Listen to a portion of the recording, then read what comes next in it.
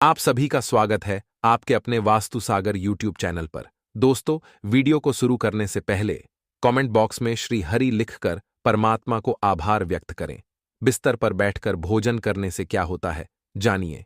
यमराज ने चित्रगुप्त को बताया। रहस्य इस प्राचीन कथा के माध्यम से हम जानते हैं। दोस्तों, एक बार यमराज और चित्रगुप्त यमलोक में बैठकर बात कर रहे होते हैं। तभी चित्रगुप्त यमराज से पूछते हैं, हे प्रभु, किस कारण से मनुष्य की अकाल मृत्यु होती है? कौन से मनुष्य को संतान सुख नहीं मिलता है?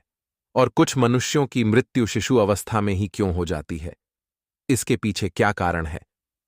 तब यमराज चित्रगुप्त को बताते हैं, ही चित्रगुप्त, तुमने उचित ही प्रश्न किए हैं। इन सभी प्रश्नों का उत्तर मनुष्य की आदतों में छिपा हुआ आता है। मनुष्य जिस प्रकार का आचरण करता है, उसे उसी के अनुसार सुख और दुख भोगने पड़ते हैं। मनुष्य की अकाल मृत्यु होने के पीछे भी उसकी आदतें ही कारणभूत होती हैं। तुम्हारे प्रश्नों का उत्तर बताने से पहले मैं तुम्हें एक अत्यंत महत्वपूर्ण कथा सुनाता हूं। इस कथा में तुम्हें तुम्हारे सभी प्रश्नों के उत्तर मिल जाएंगे। दोस्तों, वीडियो में अंत तक बने रहे, इसीलिए तुम इस कथा को ध्यान से जरूर सुनना। चित्रगुप्त कहते हैं, हे धर्मराज, आपके मुख से इस महान कथा को सुनने का सौभाग्य मुझे प्राप्त हो रहा है। मैं इसे ध्यान से पूरा अवश्य सुनूंगा। फिर यमराज चित्रगुप्त को वह कथा सुनाने लगते हैं। पूर्वकाल की बात है, मगर देश में हेमकुंडल नाम के एक प्रसिद्ध सम्राट हुआ करते थे। उनके राज्य के अंदर अनेक नगर, वन, पर्वत तथा सरोवर थे। महाराज हेमकुंडल अत्यंत गुणवान, बुद्धिमान तथा कुशल सम्राट थे। उनके राज्य में प्रजा अत्यंत संतुष्ट थी। प्रजा को किसी चीज की कोई कमी नहीं रहती थी। महाराज स्वयं ही अपनी प्रजा का ध्यान रखते थे। उनके राज्य में चोरों लुटेरों का कोई भय नहीं था। महाराज बड़े धर्मात्मा थे। उन्होंने अनेकों बार यज्ञ किए, दान धर्म किए तथा अनेक ब्राह्मणों और मुनियों को दान दक्षिणा दी। उन्होंने अनेक पोखरे खुदवाए, वाटिका बनवाए, वृक्षों का रोपण किया। इस प्रकार के अनेक पुण्य के काम महाराज ने किए। महाराज की पत्नी का नाम सुवर्णा था, रानी सुवर्णा। अत्यंत सुंदर, गुणवान, रूपवान तथा चरित्रवान स्त्री थी। वह भी नित्य धर्म कर्म तथा दान धर्म किया करती थी।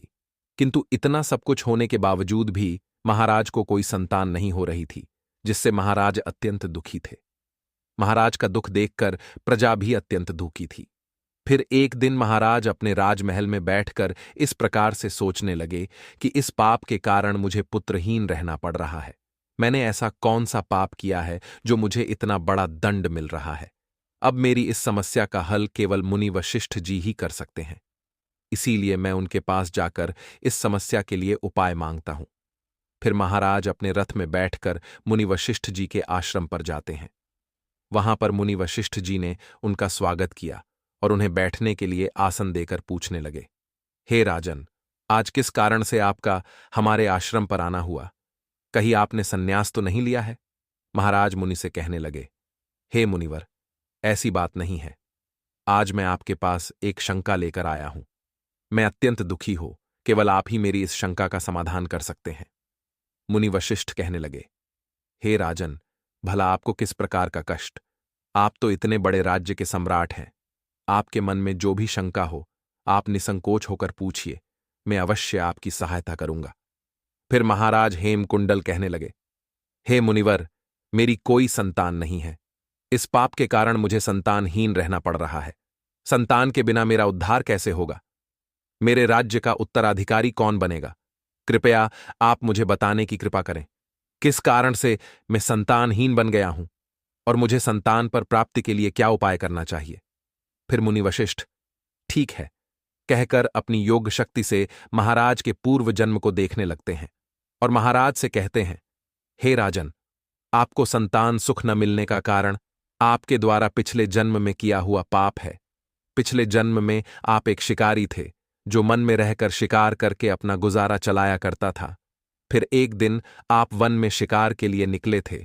उस स्थान पर एक गाय अपने बछड़े को दूध पिला रही थी, किंतु आपके द्वारा अनजाने में ही उस गाय को बाढ़ लगा और वह गाय घायल हो गई।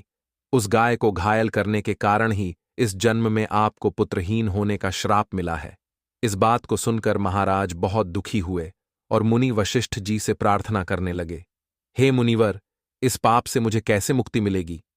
कृपया आप मुझे इस पाप से मुक्ति का उपाय बताइए। फिर मुनिवर कहते हैं, हे राजन, इस पाप से मुक्ति के लिए आप गायों की सेवा करें, इसी से आपको मुक्ति मिल जाएगी। फिर महाराज ने अपने राज्य में अनेक गौशाला बनवाई, ब्राह्मणों को गायों का दान किया और अपने महल में नित्य गाय की सेवा करने लगे। महाराज और महारानी अपने महल में नित्य गाय की पूजा और प्रदक्षिणा करने लगे और नित्य गाय को भोजन कराने लगे। इस प्रकार से अनेक दिनों तक गाय की सेवा करने के कारण महाराज को एक पुत्र रत्न की प्राप्ति हुई, जिससे महाराज अत्यंत प्रसन्न हुए और उन्होंने उत्सव मनाया। महाराज उस बालक को बड़े लाड़ प्यार से पालने लगे, उसकी हर इच्छा और मनोकामना को पूर्ण करने लगे। किंतु कुछ ही दिनों के बाद महाराज के जीवन में दुख के बादल फिर से झाग है।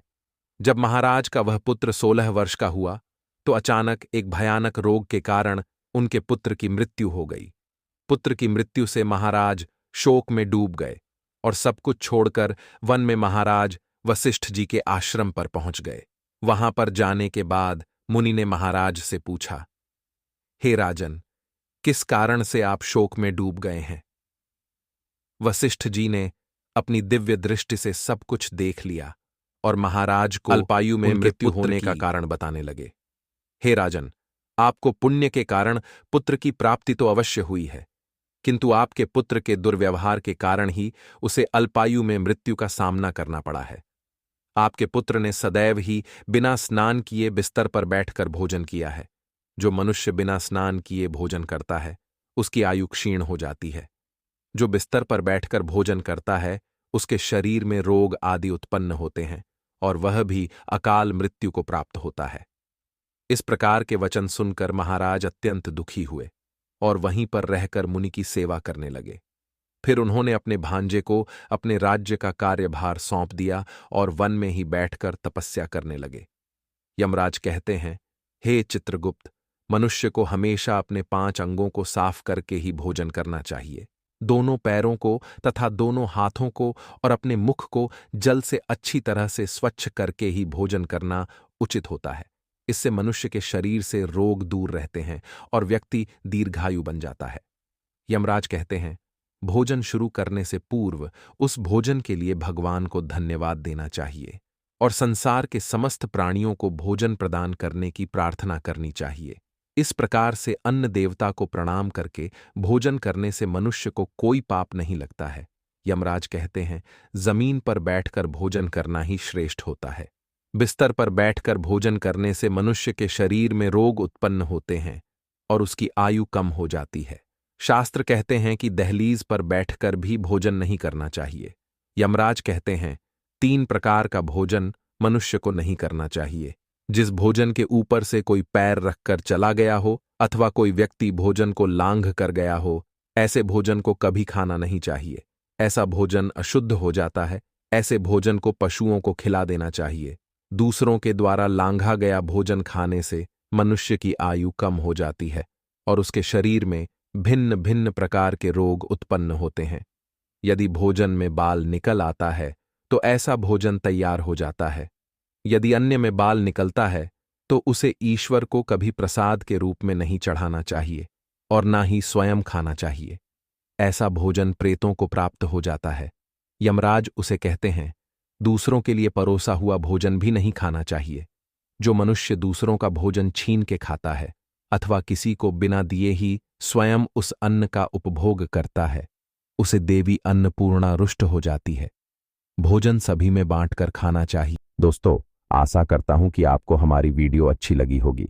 कृपा करके हमारे इस वास्तु सागर चैनल को सब्सक्राइब करें।